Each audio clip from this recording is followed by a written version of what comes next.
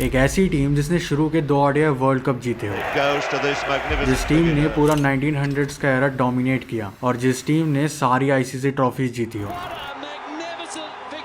Invincible कहलाए जाने वाली वेस्ट इंडीज की वो टीम जिसे देखकर बाकी सभी टीम्स एक टाइम पर डरा करती थी। What was the mindset?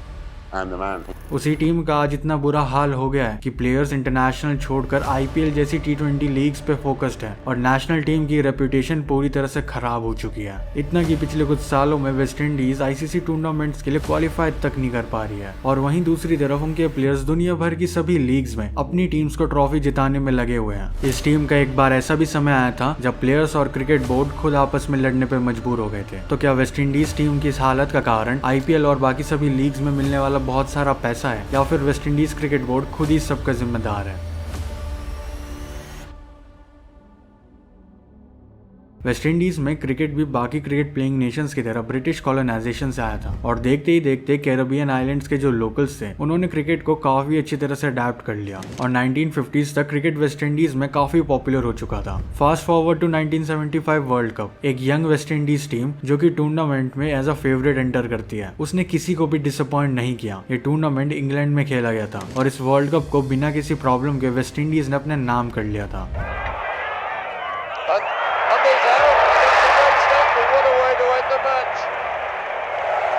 West Indies उस वर्ल्ड कप में एक भी मैच नहीं हारी थी और उन्होंने वो फर्स्ट एवर वर्ल्ड कप आसानी से जीत लिया था और ऐसा ही सिलसिला अगले वर्ल्ड कप यानी कि 1979 के वर्ल्ड कप में भी चला। West Indies remained unbeaten in group stage and उन्होंने फिर से वर्ल्ड कप अपने नाम कर लिया। मानो उस एरा में इस टीम के अलावा बाकी सभी टीम्स बस पार्टिसिपेट करने आई हो। वेस्ट इंडीज के प्लेयर ने बैटिंग से लेकर बॉलिंग तक सब में अपना नाम बनाया था। उस टाइम के प्लेयर्स लेजेंड्स के बराबर थे, like sir Clive Lloyd and sir Vivian Richards. उस टाइम पे वेस्ट इंडीज क्रिकेट टीम को हराना हर टीम के लिए ऑलमोस्ट इम्पॉसिबल हो गया था। फिर आता है 1983 का वर्ल्ड कप एंड इसी वर्ल्ड कप ने वेस्ट इंडीज टीम को पूरी तरह से शॉक करके रख दिया था। 1983 वर्ल्ड कप, वेस्ट इंडीज का पहला मैच और वेस्ट इंडीज हार जाती है। Yes, you heard it right. जो टीम पिछले 2 वर्ल्ड कप में एक भी मैच नहीं हारी हो, वो टीम इंडिया के खिलाफ टूर्नामेंट का पहला ही मैच हार जाती है। उस पॉइंट तक इंडिया को एक वीक टीम की तरह माना जाता था क्योंकि इंडिया उस जीत से पहले केवल एक ही मैच जीती थी, वो भी 1975 के वर्ल्ड कप में ईस्ट अफ्रीका के खिलाफ। इस हार ने पूरी दुनिया को हिला के रख दिया था, मगर वेस्ट इंडीज की टीम ने इसको बस एक तुक्के की तरह लिया और इंडिया के खिलाफ जो उनका दूसरा मुकाबला हुआ था उसमें सर विवियन रिचर्ड्स ने इंडिया की कमर तोड़ के रख दी। उस मैच में सर विव रिचर्ड्स बैटिंग करने आते हैं और उनकी अमेजिंग 119 रन की बदौलत इंडिया वो मैच 66 रन से हार जाती है। ग्रुप स्टेजेस खत्म होते हैं और वेस्ट इंडीज अपने बचे हुए ग्रुप मैचेस जीतकर सेमीफाइनल्स में आसानी से जगह बना लेती है। वेस्ट इंडीज का सेमीफाइनल मैच पाकिस्तान के खिलाफ था जो कि वेस्ट इंडीज आराम से जीत जाती है। उस मैच का man of the match sir Viv Richards को मिलता है और वेस्ट इंडीज इंडिया को फेस करने के लिए फाइनल में पहुंच जाती है। और हम सभी इंडियंस को याद है कि 25 जून 1983 के उस ऐतिहासिक दिन में क्या हुआ था। इंडिया ने सारे ऑड्स को बीट करके अपने क्रिकेट इतिहास का पहला वर्ल्ड कप जीता था, वो भी माइटी वेस्ट इंडीज टीम को हराकर। और वहीं से वेस्ट इंडीज का वर्ल्ड कप को लेकर डाउनफॉल शुरू हो गया था। बट एक वर्ल्ड कप की हार वेस्ट इंडीज को नीचे गिराने के लिए काफी नहीं थी। वेस्ट इंडीज ने वर्ल्ड कप को हारने के बावजूद अपना डोमिनेंस चालू रखा। 1984 से 1990 तक वेस्ट इंडीज एक भी टेस्ट सीरीज नहीं हारी और उन्होंने अपनी टीम के साथ हर गेम में डोमिनेट किया। इस सब के साथ वेस्ट इंडीज की टीम इनविंसिबल लग रही थी। वो क्रिकेट टीम जो किसी एक वक्त पे वर्ल्ड की नंबर 1 टीम थी, उसी टीम का अगर डाउनफॉल इमेजिन करना हो तो वो कैसे होगा? इसका सबसे बड़ा कारण है जिन प्लेयर्स ने उस टीम को ऊंचाइयों पर पहुंचाया, उन्हीं प्लेयर्स का रिटायरमेंट। एंड यही होने वाला था उस समय की वेस्ट इंडीज टीम के साथ। अर्ली 90s में वेस्ट इंडीज के बड़े प्लेयर्स का रिटायरमेंट का टाइम आ चुका था और प्लेयर्स रिटायर भी होने लग गए थे। For example sir Vivian Richards, Gordon Greenidge, Malcolm Marshall and et cetera. हालांकि कई बड़े प्लेयर्स अब भी वेस्ट इंडीज टीम का पार्ट बने हुए थे, लेकिन पहले की तरह हर मैच में हर टीम को हराना ये काफी मुश्किल हो चुका था। मैचेस जीतने के लिए वेस्ट इंडीज के बड़े प्लेयर्स से बड़े परफॉर्मेंस की एक्सपेक्टेशंस रहती थी। अगर वो पूरी होती थी तो ठीक, वरना वेस्ट इंडीज पैरों तले कुचली जाती थी। और यही चीज हुई 1995 की उस ऑस्ट्रेलिया सीरीज में, जहाँ पे वेस्ट इंडीज 3-2 से ऑस्ट्रेलिया में हार गई और उसके बाद वेस्ट इंडीज टेस्ट में कभी उभर नहीं पाई। Fast forward to 2000, West Indies के फेमस डुओ और वर्ल्ड क्रिकेट क्रिकेट में इम्पैक्ट डालने वाले Courtney Walsh and Curtly Ambrose retirement ले चुके थे और वेस्ट इंडीज पे बड़े मैच विनर्स नहीं बचे थे, लेकिन अब भी थोड़े बहुत अच्छे प्लेयर्स थे। जहाँ पे 20-25 साल पहले तक सभी प्लेयर्स अपनी प्राइम फॉर्म में थे, वहाँ अब कुछ ही प्लेयर्स बचे हुए थे और शायद यही वजह थी कि 1979 के बाद सीधा 2004 में वेस्ट इंडीज ब्रायन लारा की कैप्टनसी में अपनी तीसरी आईसीसी ट्रॉफी जीतने में कामयाब होती है। वेस्ट इंडीज 2004 की चैंपियंस ट्रॉफी में इंग्लैंड को फाइनल में हराकर वो टूर्नामेंट जीत जाती है। 2004 की चैंपियंस ट्रॉफी को वेस्ट इंडीज का सनराइज देखा जा रहा था कि ये टीम पहले की तरह वर्ल्ड में डोमिनेट करेगी, मगर फिर डाउनफॉल का दूसरा विलन स्टोरी में एंट्री करता है, the West Indies cricket board. Just imagine, अगर क्रिकेट बोर्ड और उनके प्लेयर्स के बीच में ही मतभेद हो तो इससे भयानक एक नेशन और उसके खिलाड़ियों के लिए क्या हो सकता है। अगले साल यानी 2005 में West Indies player association and West Indies cricket board की स्पॉन्सरशिप एंड प्रमोशनल राइट्स को लेकर बहस छिड़ जाती है, जो कि बहुत बाद में रिजॉल्व होती है, जिस वजह से ब्रायन लारा को साउथ अफ्रीका टूर से हटा दिया जाता है। केवल ब्रायन लारा ही नहीं बल्कि काफी और प्लेयर्स को टीम से खेलने के लिए रोक दिया जाता है एंड उनकी प्रेजेंस ना होने की वजह से टीम की हालत काफी खराब हो जाती है। उस टाइम पे शिव चंद्र पॉल टीम को लीड करते हैं। अक्टूबर 2005 में ये इशू रिजॉल्व हो जाता है और आने वाले ऑस्ट्रेलिया टूर में वेस्ट इंडीज की फुल्ली स्ट्रेंथ स्क्वाड तैयार हो जाती है। बट डिस्प्यूट्स का सिलसिला यहाँ खत्म नहीं होता है। मानो argument West Indies cricket board और प्लेयर्स की किस्मत में ही लिखी हुई थी। फिर साल 2009 में बोर्ड से कम पैसे मिलने की वजह से एंड कॉन्ट्रैक्ट्स में इशू को लेकर वेस्ट इंडीज के बड़े प्लेयर्स ने बांग्लादेश टूर और चैंपियंस ट्रॉफी में खेलने से मना कर दिया, जिस वजह से फिर से एक बार वेस्ट इंडीज का काफी बड़ा नुकसान हुआ। ये मनमुटाव यहाँ तक नहीं रुका, बल्कि 2012 में ये चीज फिर से होती है। राम नरेश सरवन, जिन्होंने अपना आखिरी इंटरनेशनल मैच जून 2011 में खेला था, वे अपना case West Indies cricket board के खिलाफ जीत जाते हैं। हुआ कुछ ये था कि वेस्ट इंडीज क्रिकेट बोर्ड ने उन्हें फिटनेस के बेसिस पे ड्रॉप कर दिया था, जबकि वे बिल्कुल फिट थे एंड खेलना भी चाहते थे, लेकिन बोर्ड ने कुछ कमेंट्स पास कर दिए, जिसकी वजह से उन पे केस भी हुआ एंड एंड में वो केस बोर्ड हार भी गया। As a compensation Ram Naresh Sarwan को वेस्ट इंडीज क्रिकेट बोर्ड ने $161,000 भी दिए थे, लेकिन हद तो तब हो गई जब 2014 में ये सभी आर्ग्यूमेंट एक्सट्रीम लेवल तक पहुंच गए थे। 2014 में हमें वापस से West Indies player association and West Indies cricket board के बीच में डिस्प्यूट देखने को मिला। ये डिस्प्यूट मेनली कॉन्ट्रैक्ट्स को लेकर ही आया था। क्रिकेट बोर्ड जो प्लेयर्स को सैलरी दे रही थी वो प्लेयर्स एसोसिएशन को एक्सेप्टेबल नहीं था। इस कारण की वजह से वेस्ट इंडीज जो इंडिया का दौरा कर रही थी उस सीजन में, उसे वेस्ट इंडीज क्रिकेट बोर्ड बीच में ही कैंसिल करवा देती है। ये बहुत ही ज्यादा शॉकिंग था, क्योंकि अब West Indies cricket board strict actions ले रही थी, जो कि प्लेयर्स को मंजूर नहीं था। इस कंट्रोवर्सी से न केवल प्लेयर्स एंड टीम का नुकसान हुआ, बल्कि आपसी बोर्ड्स के रिलेशंस भी खराब हो गए। टूर कैंसिल करने पर बीसीसीआई का काफी फाइनेंशियल लॉस हो जाता है, जो कि सही बात नहीं थी। वो टूर 5 ओडीआई एंड 1 T20I का था, जो कि 4th ODI के बाद ही कॉल ऑफ कर दिया जाता है। इस वजह से दोनों टीम्स के प्लेयर्स काफी डिसअपॉइंटेड हो गए थे। ये ड्रामा इस हद तक बढ़ गया था कि कम पैसे मिलने की वजह से प्लेयर्स अपना कॉन्ट्रैक्ट ही कैंसिल करवा रहे थे और टीम को रिप्रेजेंट ना करने की कसम खा चुके थे। इसलिए आजकल आप IPL या फिर दूसरी फ्रेंचाइज लीग्स में देखते होगे कि वेस्ट इंडीज के ऑलमोस्ट सभी स्टार प्लेयर्स खेलते हुए दिखाई देते हैं, लेकिन वहीं टेस्ट या ODI टीम में अच्छे प्लेयर्स ना के बराबर मिलेंगे। और इसी पॉइंट से वेस्ट इंडीज क्रिकेट टीम का डाउनफॉल शुरू हो गया था। और फिर अगले साल 2015 में एक इंटरनल स्ट्राइक होती है, जिसकी वजह से प्लेयर्स अपने आप को टेस्ट टीम के लिए अनअवेलेबल करवा देते हैं। इस पॉइंट तक चीजें काफी बिगड़ चुकी थी और वापसी का रास्ता ऑलमोस्ट इम्पॉसिबल हो चुका था। प्लेयर्स से लेकर एडमिनिस्ट्रेशन एंड सेलेक्टर्स तक बात काफी बढ़ चुकी थी और फिर उसके बाद से प्लेयर्स ने फ्रेंचाइज क्रिकेट को प्रायोरिटी बना लिया और मानो कि वे अपनी नेशनल टीम को एक तरीके से भूल ही गए। वो वेस्ट इंडीज टीम जिसमें एक से बढ़कर एक लेजेंड्स थे,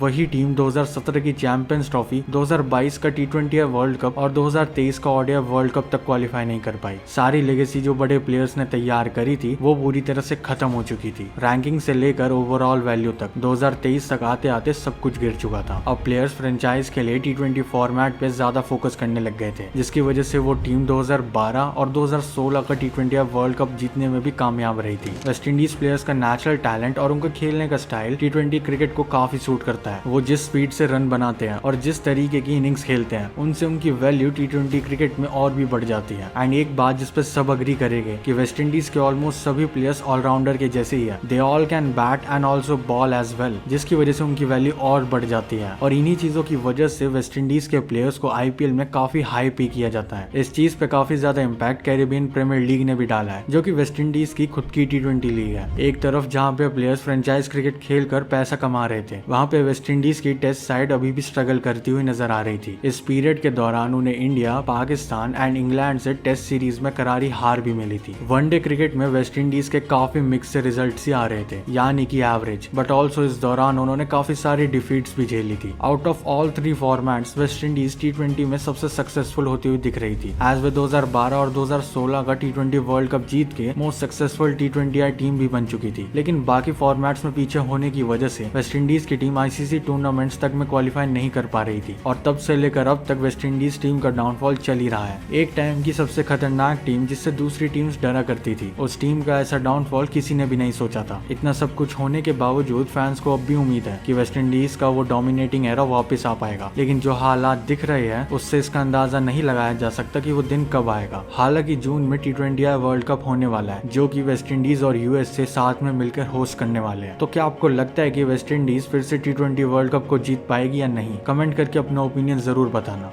अगर बेसबॉल के फेलियर के बारे में जानना है तो इस वीडियो पर क्लिक करो। अगर रोहित शर्मा की कैप्टनसी के बारे में जानना है तो इस वीडियो पर क्लिक करो। Thanks for watching.